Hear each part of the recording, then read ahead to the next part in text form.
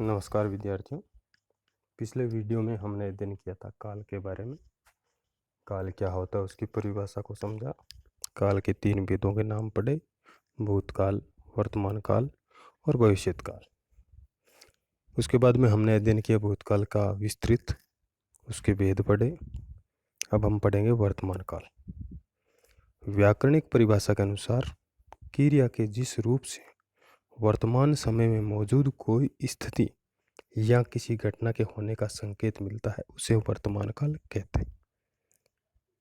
समझने हमें क्या है कि हमें जो वाक्य में क्रिया पद मिल रहा है उस क्रिया पद से हमें ये देखना है कि जो कार्य घटित हो रहा है, जो कार्य होने जा रहा है वो संपन्न हुआ भी नहीं है, आगे होने की संभावना नहीं है, बल्कि वर्तमान समय में ही उस कार्य के घटित होने का हमें ज्ञान होता, तो वो होता है वर्तमान काल।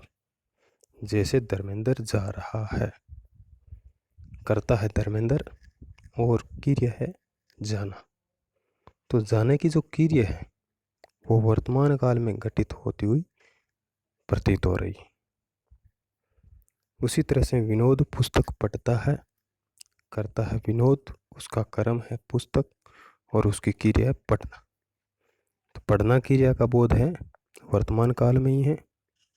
वर्तमान काल के 5 भेद हैं: सामान्य वर्तमान काल, अपूर्ण वर्तमान काल, संदिग्ध वर्तमान काल, संभाव्य वर्तमान काल, तात्कालिक वर्तमान काल।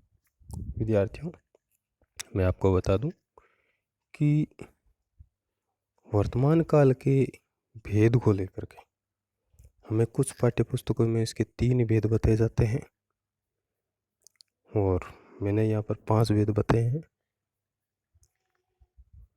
ताकि हमें किसी प्रकार का कोई संदेह न रहे, क्योंकि हम विस्तृत अध्ययन करें ये अपने लिए बेहद उपयोगी साबित होगा।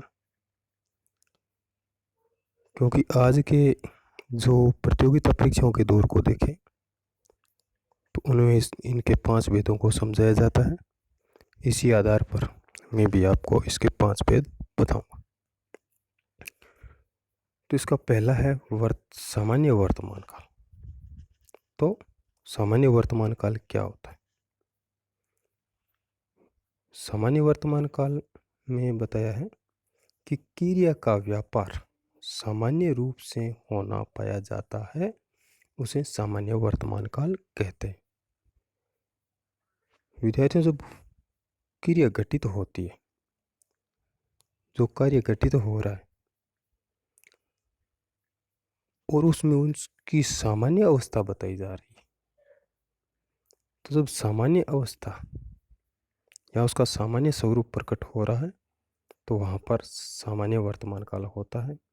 और समझने के लिए आप ये भी तरीका याद रख सकते हो कि सामान्य में ता है, ते है, ती है, ये अंत में आता है। जैसे अंग्रेजी में पहचान होती है ना, उसी तरह से इसमें भी हम इसकी पहचान रख सकते हैं, ये कि वाक्यों के अंत में ता है, ती है, ते है, ता हूँ इत्यादि आते हैं। तो यहाँ पर उदाहरण है, पहला उदाहरण है वह पढ़ने जाता है। करता वह है और उसकी क्रिया है पढ़ना। इसी तरह से वे सुबह घूमते हैं, करता है वे, क्रिया है घूमना।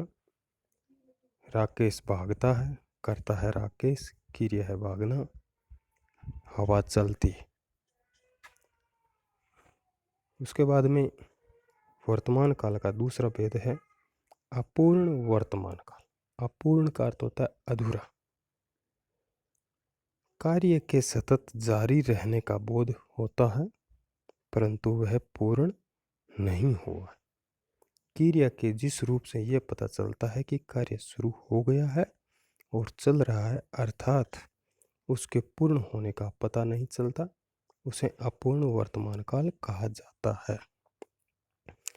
तो विद्यार्थियों, इसमें हमने ये देखा है, इसमें बताया गया है कि कार्य के सतत जारी रहने का बोध, यानी जो क्रियापद है जिसे हमें उस काम के होने का बोध हो रहा है, तो उस शब्द से, क्रिया का जो पद है ना, उस शब्द से हमें ऐसी जानकारी मिल रही है कि कार्य अभी चल रहा है।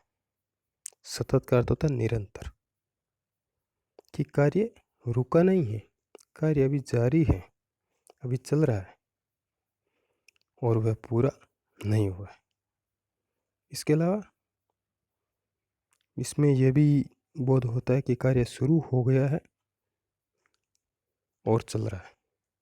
कहने का तात्पर्य यही है कि वो कार्य कब पूर्ण हुआ या कब पूर्ण होगा, ऐसी हमें कोई जानकारी नहीं मिल पाती।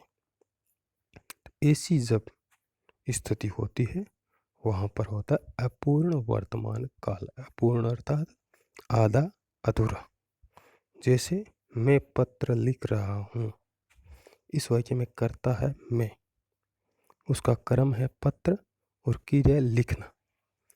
तो उसकी क्रिया जो है लिखने के काम हो रहा है, लिखने का जो काम किया जा रहा है, वो कार्य कब शुरू हुआ कोई पता नहीं है, और कब समाप्त होगा कोई जानकारी नहीं मिल रही है। इतना ज़रूर हमें बोध हो गया है कि कार्य अभी चल रहा है। इसी तरह से राधा गाना गा रही है। करता है राधा, कर्म है उसका गाना और क्रिया है गा रही है। तो गाने का जो कार्य कर रही है वो भी जारी है। इसी तरह से छात्र तैर रहा है, करता है छात्र और क्रिया है तैर रहा है, अर्थात तैरना। कब से तैर रहा है और कब तक वो तैरेगा, दोनों बातें हमें